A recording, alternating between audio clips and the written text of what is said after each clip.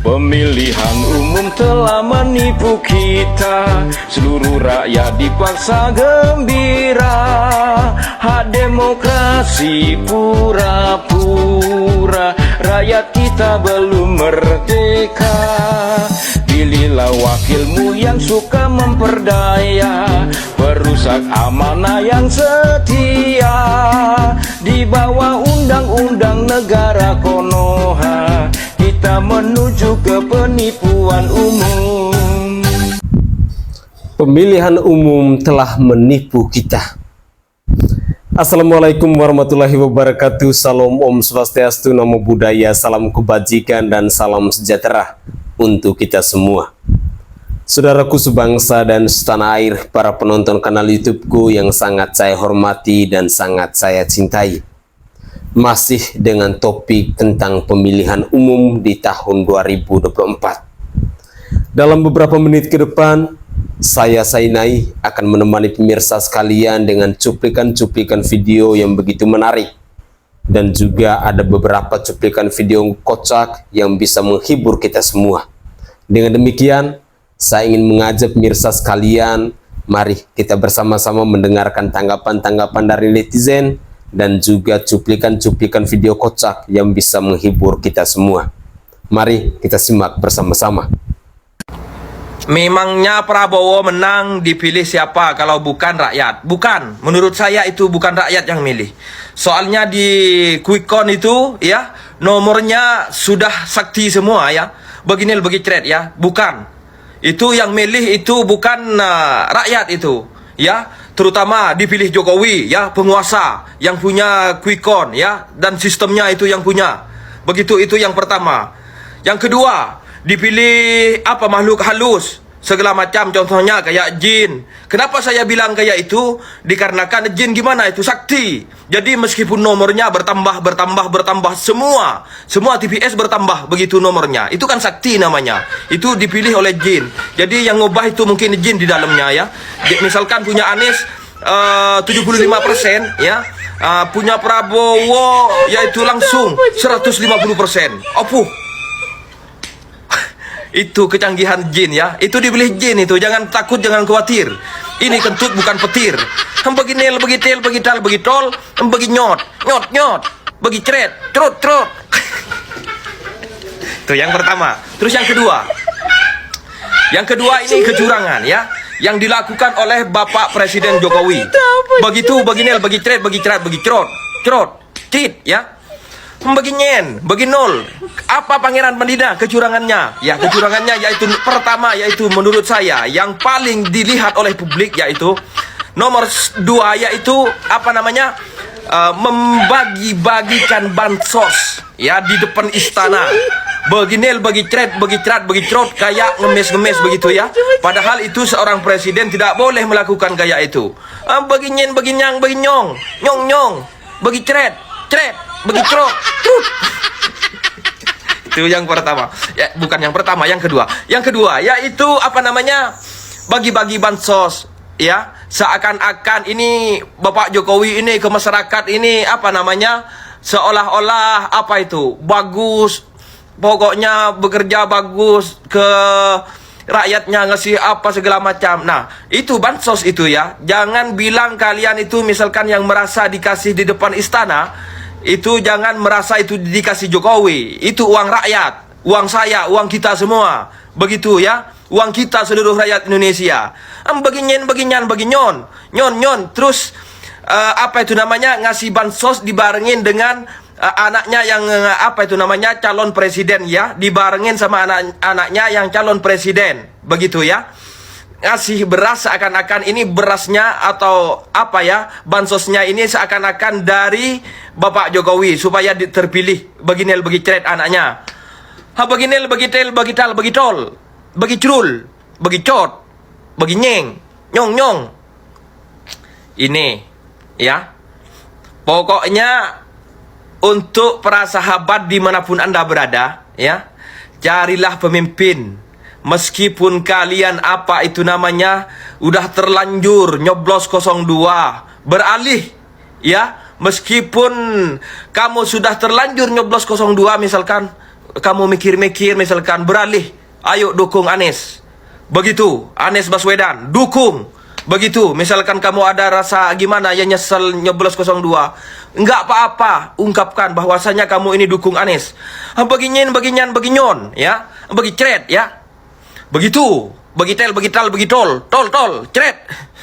Anies kalah. Ya, elah, dicurangin mulu kemen gundu Gitu aja main curang-curangan agak sportif. Lah kocak banget, sobat tahu lu curang. Lah dicurangin, lu lihat aja masa nominal segini, besokannya segini. Lah apaan? Si Gibran, lah orang-orang udah pada kumpul mau ini yang ngeliatin suara, dia baru melek.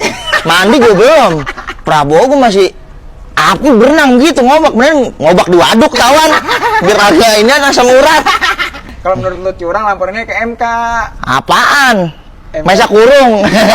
Nih si wapak. MK itu udah punya paman ya ber. Jadi laguan dia udah menges. Dia dah lah. Kalau Anies mah udah belain aja dah. Sampai menang juga gue mah dukung Anies tetap. Ya. Udah gitu apaan? Apaan? Makan susu gratis. Udah gitu nunggu apaan? Nunggunya 4 tahun. Buset, keburu tipes bocah sekarang. Cuma nungguin makan sama susu doang lah. Besok-besok mah. Yang penting makan sama susu gratis, Ji. Gratis bagaimana gratis sih? BBM naik, pajak naik, kagak sekalian aja tuh pagar rumah tekin, tinggiin 10 meter kalian, oncom kayak melar-melarin tuh, jadi yang 1,5 meter, apaan begitu, jadi terbat naikin, udah gitu yang milih gue mau aja lagi, kayak banyak duit aja bayar pajak, kentut apa, kayak gitu mah, besok gue makan kangkungnya lah, gara-gara dia, oncom lah gue gadoh, sekarang nih. Buat ini dia ada apa namanya, kasihan dah 2 tahun katanya, dia 2 tahun sih ngejabat jadi presiden ya Katanya. kata dia. Sisanya Mas Gib Mas Gib gini gitu tuh kalau ditanya, udah tenang tunggu hasilnya aja. Hasil apaan? Mancing lele berapa ekor, pulang gue berah Singan gimana, Ganjar? ya. Emangnya kamu percaya suara saya segitu? Apaan? nyoblos anak kecil semua kali, 16%. Siapa? Tukang jagung doang itu nyoblos. Mahfud MD begini doang nih. Tuh. Kak ditanya juga kagak sama wartawan, Ganjar dong di depan gini. Lah pikirin lah wakilnya, buset tengok nih bang gini nih. Wakil, ini kita gimana harusnya? 16% doang, tanya gitu, curang apa kagak? Kayak tetangga sebelah. Buset di belakang doang, udah saya mah gitu. Emang bener suara saya gitu. Ya masih gitu. Sampai ngatur, kalau mau ngatur Prabowo ngikut gabung.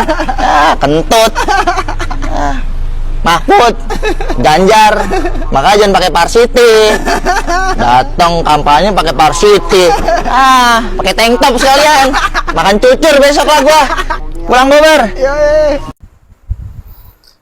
Lucu tapi penuh makna. Saudaraku sebangsa dan setanah air, menarik kita mendengar pernyataan-pernyataan dari netizen ini ya. Yang pertama, mereka mengatakan bahwa kemenangan dari Bapak Prabowo Subianto dan Gibran Rakabuming Raka itu bukan pilihan dari rakyat, tetapi pilihan dari Quick Count dan Jin. Ya, mungkin masuk akal ketika kita melihat fenomena perpolitikan yang terjadi setelah pesta demokrasi sejak tanggal 14 Februari 2024. Di mana rakyat Indonesia dipertontonkan dengan berbagai macam kecurangan yang dilakukan di berbagai tempat di seluruh Indonesia.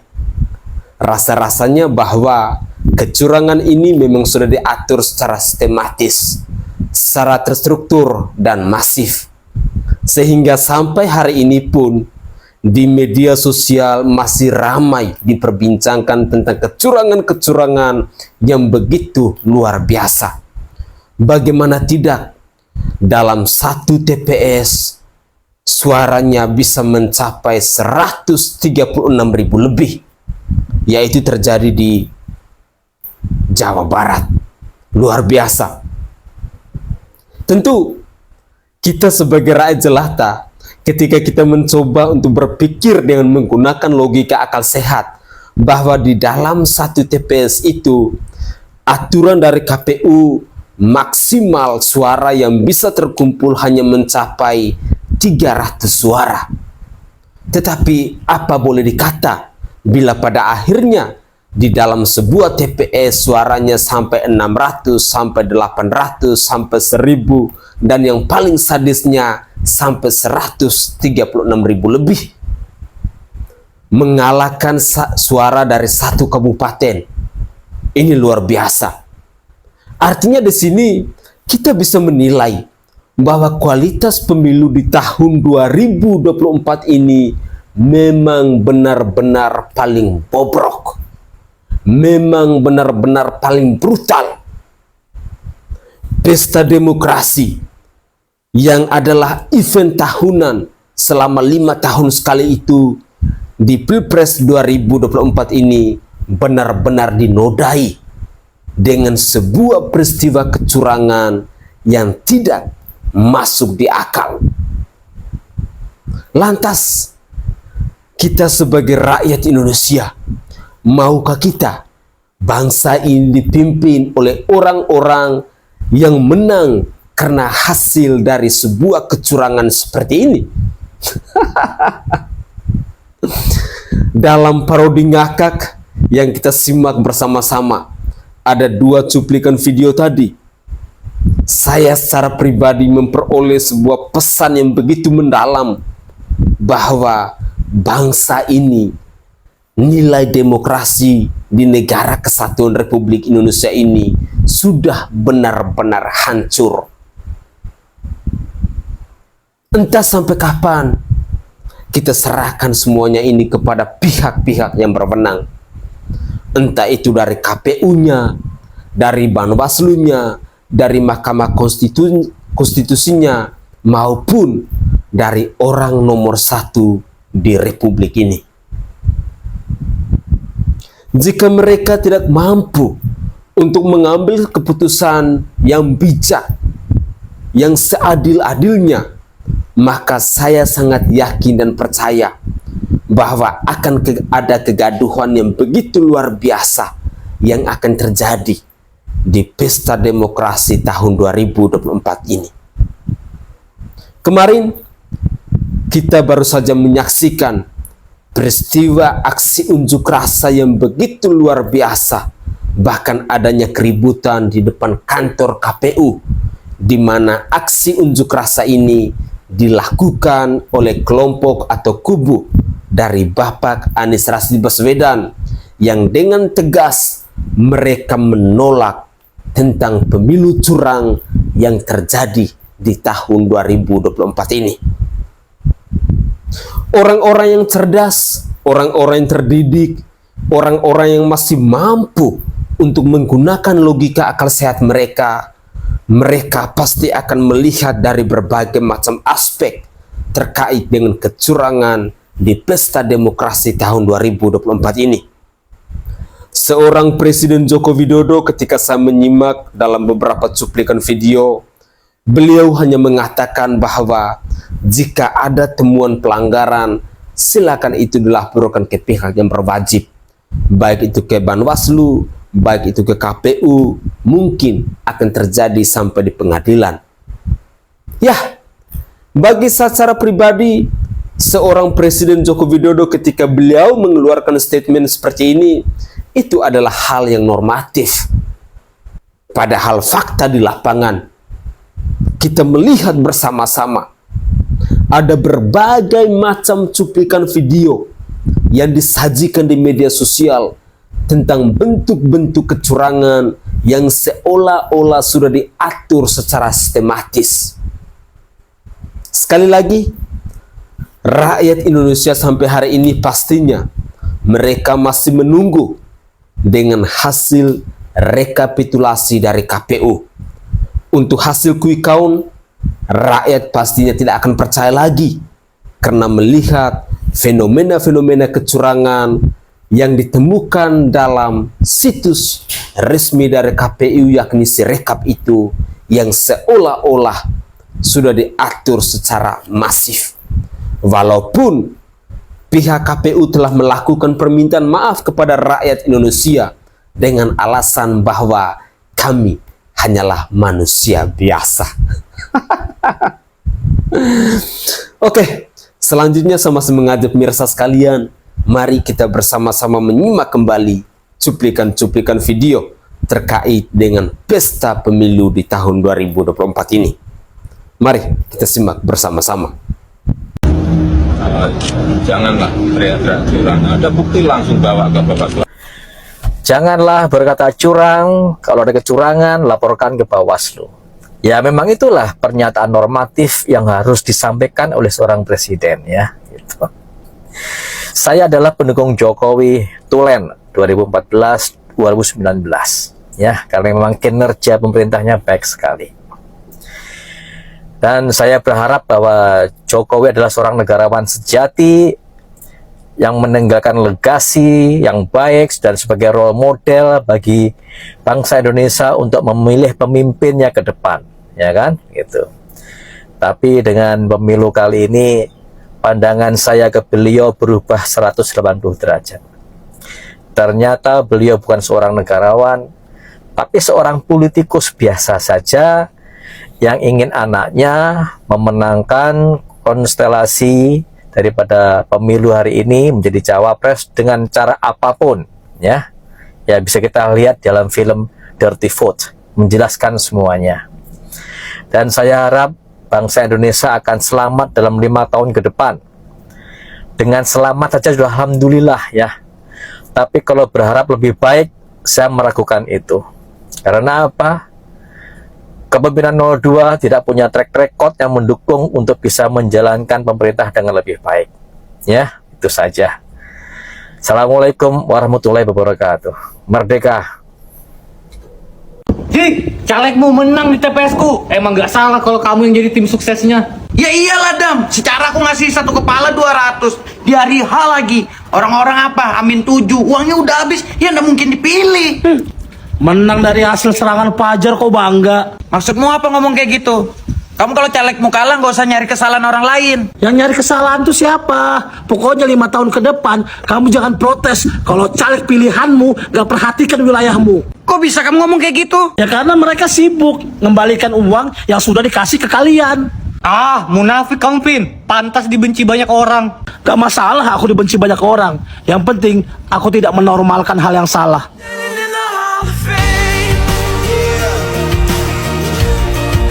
Halo, salam waras. Semua orang mengakui kemenangan 02 adalah kekalahan orang terdidik. Sibuk protes, pelanggaran undang-undang, demokrasi, nepotisme, demonstrasi HAM, dugaan korupsi, dan penegakan hukum. Tapi orang bawah tidak peduli. Yang penting, masyarakat bawah kecipratan remah-remahnya. Seperti BLT, bansos, dan makan gratis. Yang tidak membuat orang cerdas atau kreatif. Orang terdidik mencari tahu sumber keuangannya. Rakyat bawah tidak peduli dari mana sumber uangnya.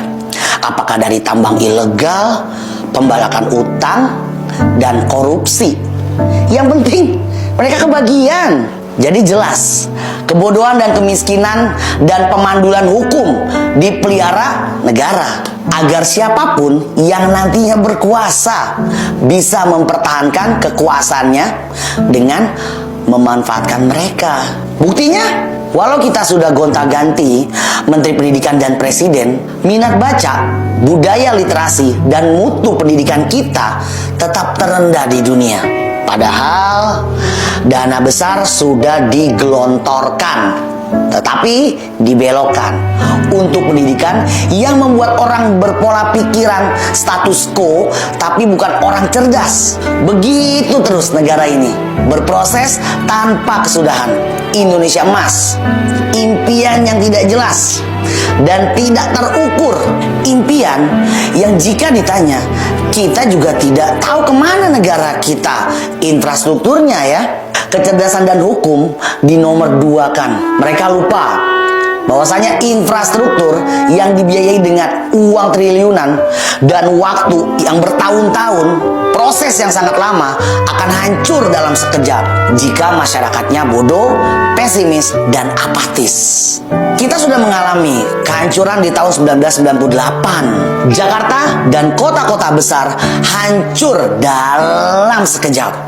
Tapi siapa yang bertanggung jawab? Mereka yang malah dilindungi presiden silih berganti. Di saat kampanye saja mereka bilang akan menuntaskan demi untuk cari suara.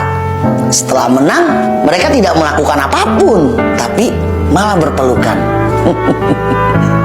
Kita tidak pernah belajar dari sejarah ya. Yang penting melanggengkan kekuasaan.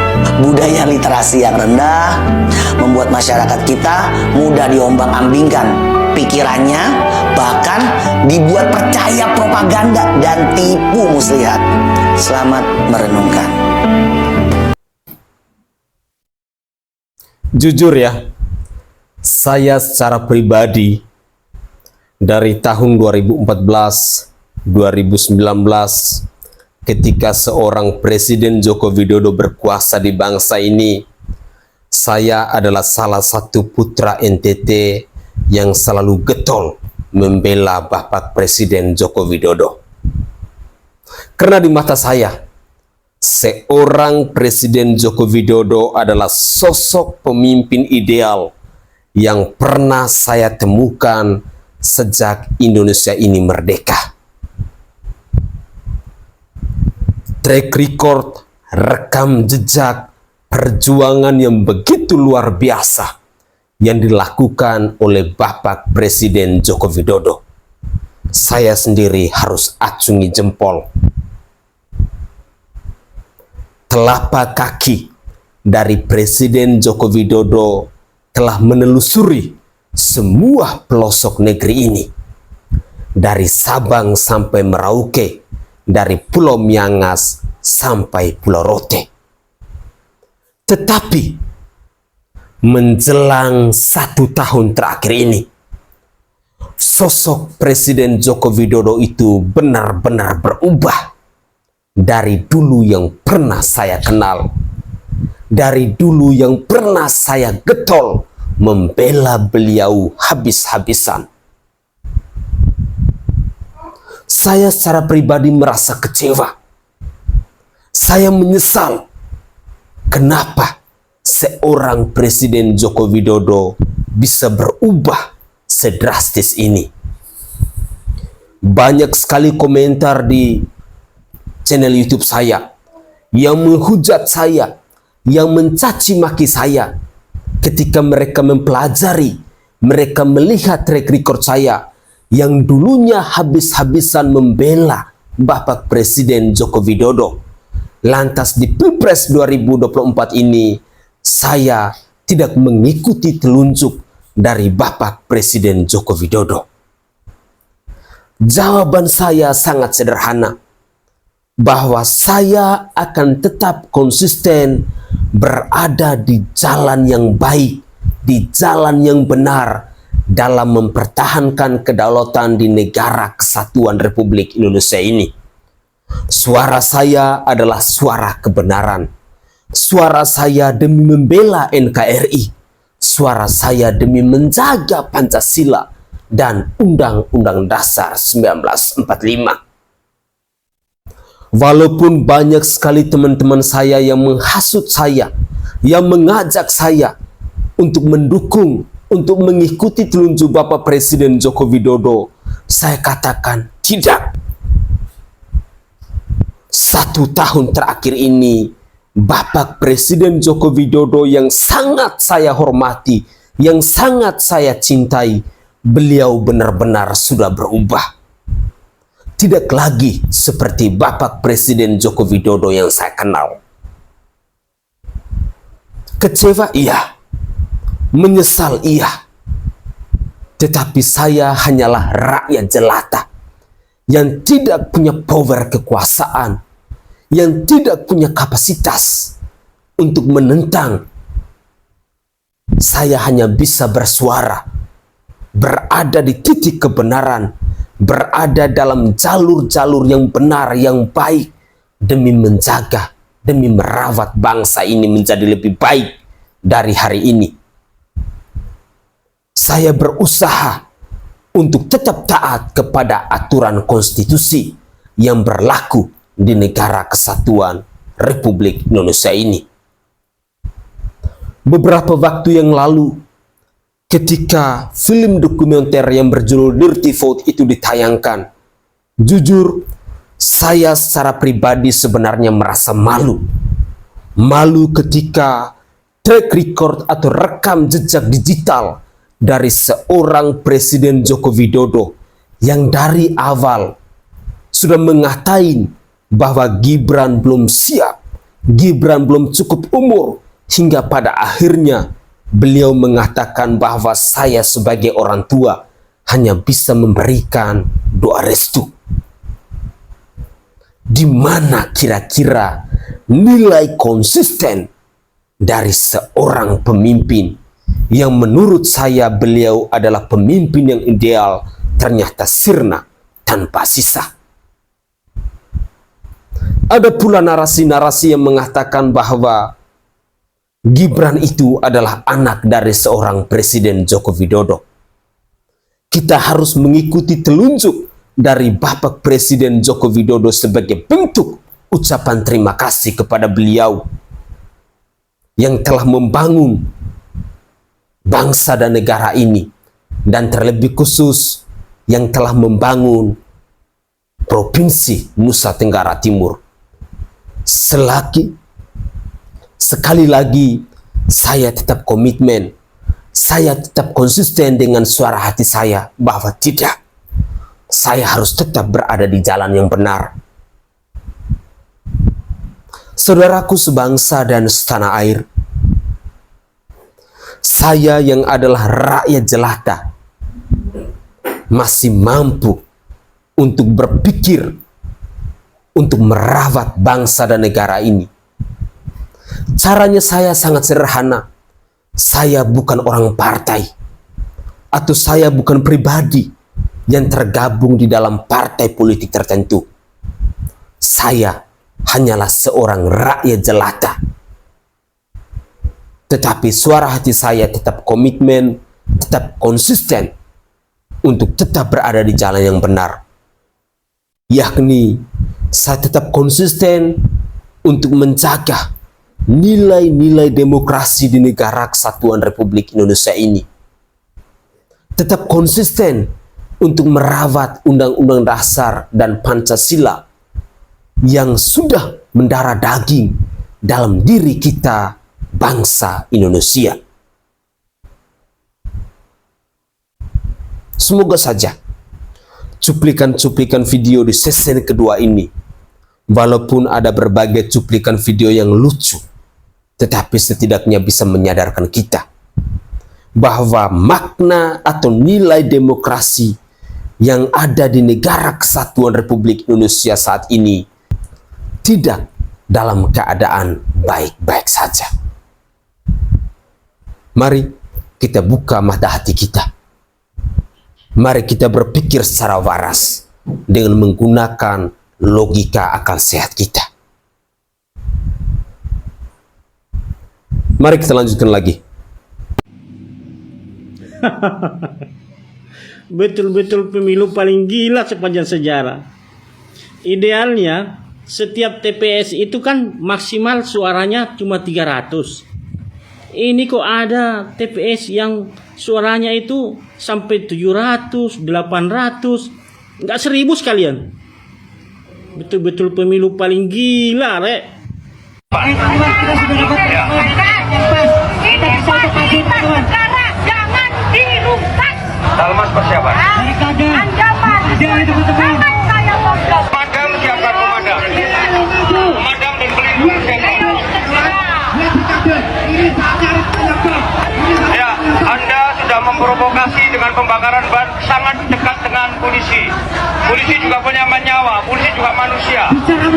Ini bukti bahwa mahasiswa di tempat saya memprovokasi kami. Saya ulangi, bukti daripada mahasiswa memprovokasi kami. Provokasi sudah datang dari mahasiswa. Madam siapkan komandan. Madam dan pelindung siapkan. Ya, Anda sudah memprovokasi dengan pembakaran ban sangat dekat dengan polisi. Polisi juga punya nyawa, polisi juga manusia. Ini bukti bahwa mahasiswa di depan saya memprovokasi kami. Saya ulangi, bukti daripada mahasiswa memprovokasi kami. Provokasi sudah datang dari mahasiswa. Halo, ibu-ibu pendukung 02. Janji ya, Kalau Pak Bowo jadi presiden, jangan ngeluh. Kalau pajak naik, sembako mahal, gas mahal, listrik naik, sekolah mahal, ya. Jogetin aja depan suami. Oke kan? Oke kan? Oke. Nah, kena prank lagi lu ya? Lu kata apa? Program makan gratis ternyata di tahun 2029 namanya gue nih lagi makan. Gue pulang dari TPS aja gue makan. Suara lagi dihitung di KPU, nih gue lagi makan. Nggak nungguin 2029. Makanya jadi orang jangan gampang dibodohin. Hah? Jangan IQ kita ini sebatas bansos, ya nggak? Itu lagi makannya, padahal di KPU lagi ngitung, ya nggak? Makan aja kudu jadi presiden, ya nggak? Makan ya dong, makanan banyak dong, makanan banyak. Nggak usah nunggu ada presiden. Kita makan kewajiban, ya nggak? Oke, sebenarnya gue pribadi masih kecewa dengan hasil pertandingan Pilpres 2024 ini. Gue ngerasa banyak banget kecurangan dalam Pilpres kali ini. Dan berdasarkan informasi yang gue dapat dari circle gue sendiri tuh, rasanya nggak percaya kalau si lurah bisa sejahat ini permainannya. Terutama masalah kelangkaan beras yang katanya dimanipulasi. Karena mendadak pas serangan fajar, semua beras yang langka itu mendadak ada dan dijadiin bansos plus amplop. Yang infonya di amplop itu ada duit ratusan ribu sampai angka 1 juta rupiah per orang di basis masa pendukungnya Ganjar. Keren kan? Dan yang bikin gak habis pikir, kok dia masih bisa ya tetap tersenyum dengan muka polosnya seolah-olah gak ada dosa sama sekali. Itu artinya dia emang pemain poker yang super jago dan cocok kalau dikasih julukan poker face. Masalah apa itu poker face, ya lu cari sendiri aja di Google apa itu poker face. Tapi yang selalu dan yang selalu gue omongin di sekian banyak video yang pernah gue bikin, dalam setiap pertandingan itu cuman ada menang ataupun kalah. Bagi yang menang bisa berpesta, bagi yang kalah harus legowo. Dan gue harus legowo nerima kenyataan kalau Ganjar Mahfud kalah dalam pertandingan ini.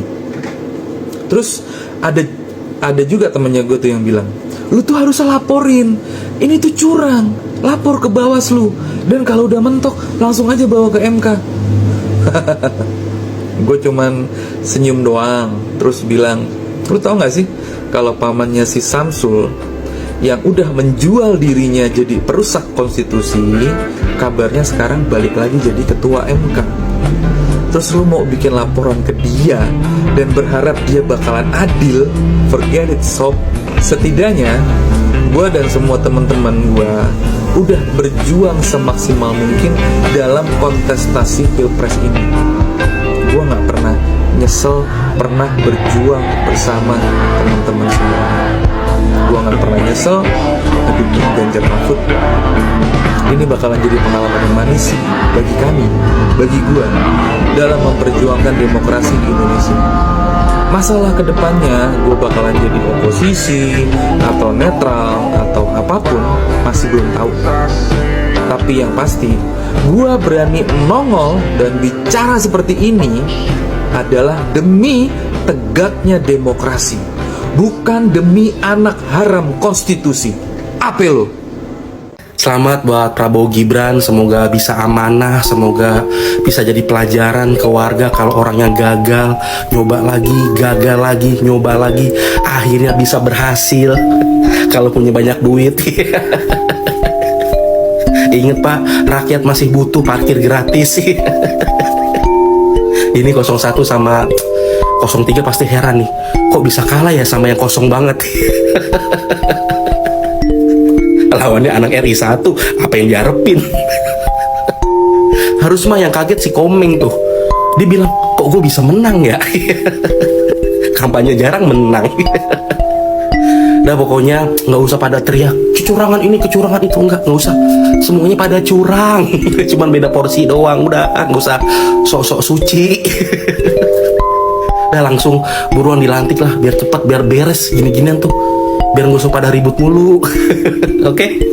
Pak, ingat Pak, jadi AHY menteri Pak. Menteri apa kek, kasihan ya. Oke guys, itu adalah cuplikan-cuplikan video yang bisa saya persembahkan dalam konten saya kali ini. Terus terang, ketika kita melihat fenomena atau fakta dalam Pilpres 2024 kali ini, saya yang adalah rakyat jelata ini merasa kaget ketika melihat fakta demokrasi di negara kesatuan Republik Indonesia ini yang sudah benar-benar hancur dan brutal. Bagaimana tidak? Kecurangan terjadi di mana-mana. Laporan-laporan yang masuk ke KPU terus berdatangan sampai hari ini. Terakhir kemarin, dari Bawaslu mereka mengumumkan bahwa ada 9.000 kasus dalam pesta demokrasi di tahun 2024 ini. Itu masih hari kemarin. Tidak tahu perkembangan hari ini dan tidak tahu sampai pengumuman di tanggal 20 Maret 2024 nanti. Aksi-aksi demonstrasi yang dilakukan oleh pendukung Bapak Anies Rashid Baswedan maupun oleh kelompok-kelompok mahasiswa kini mulai turun ke jalan. Mereka menolak terhadap pemilu curang di Pilpres 2024 ini. Saya hanya bisa menaruh harapan kiranya pihak penegak hukum, kiranya pihak-pihak penyelenggara pemilu ini maupun Mahkamah Konstitusi bisa berpikir matang dalam mengambil keputusan. Jangan sampai akan berakibat fatal, atau jangan sampai peristiwa 1998 itu bisa terulang kembali. Jujur, kemarin saya sempat menayangkan beberapa video terkait dengan janji kampanye dari paslon 02, yakni makan siang gratis dan minum susu gratis. Dan itu ternyata adalah janji ngibul, di mana tim kemenangan nasional dari Prabowo dan Gibran mereka menyampaikan bahwa program itu akan direalisasi pada tahun 2029 nanti. Ini adalah bentuk pengibulan yang super duper luar biasa. Banyak sekali rakyat Indonesia yang terjebak dengan program makan siang gratis dan minum susu gratis ini. Sekarang hanya ada kata menyesal. Mau bagaimana jika pada akhirnya bahwa bangsa dan negara ini nanti akan dipimpin oleh Bapak Prabowo Subianto dan Gibran Raka Buming Raka. Siapapun kita harus bisa mampu untuk menerima kenyataan jika memang pada akhirnya MK memutuskan bahwa pemilu di tahun 2024 ini dimenangkan oleh Bapak Prabowo Subianto dan Gibran Raka Buming Raka. Maju atau tidaknya bangsa ini nanti, sejahtera atau tidak rakyatnya, tinggal kita melihat gejolak politik, keputusan yang diambil oleh pihak-pihak penegak hukum ataupun pihak-pihak penguasa di bangsa ini, apakah mereka akan berpihak pada rakyat atau tidak, kita hanya bisa menunggu. Saya hanya bisa berharap bahwa di 5 tahun yang akan datang ini, bangsa kita baik-baik saja dan dalam keadaan selamat. Soal sejahtera atau tidaknya, soal maju atau tidaknya itu mungkin di urutan kesekian. Tetapi urutan yang paling pertama yang saya secara pribadi berikan harapan, semoga saja bangsa kita ini baik-baik saja. Saudara,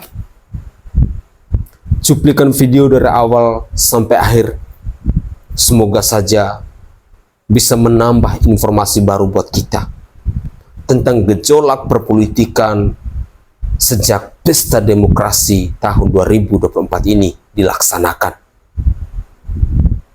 Saya dan pemirsa sekalian pasti punya harapan yang sama, yakni bangsa ini bisa lebih baik dari hari ini. Itu hanyalah harapan kita. Entah itu bisa diwujud nyatakan atau tidak, kita juga belum tahu. Dengan demikian, saya ingin mengajak pemirsa sekalian bahwa mari kita tanggapi gejolak perpolitikan di bangsa ini dengan kepala yang dingin. Jangan sampai kita mudah terprovokasi yang pada akhirnya akan menimbulkan kegaduhan yang luar biasa di bangsa ini. Semoga saja semuanya bisa terwujud. Itu saja tanggapan singkat saya. Jika ada buah pikiran saya atau tutur kata saya yang tidak berkenan di hati para pemirsa sekalian, saya mohon maaf. Dan mari kita bersama-sama menjaga marwah dari bangsa dan negara ini, dari Undang-Undang Dasar 1945, dari Pancasila dan Bhinneka Tunggal Ika. Saya Sainai dari Provinsi Nusa Tenggara Timur. Saatnya kita yang rakyat jelata harus berani untuk bersuara. Salam hormat, salam NKRI, dan salam Pancasila untuk kita semua.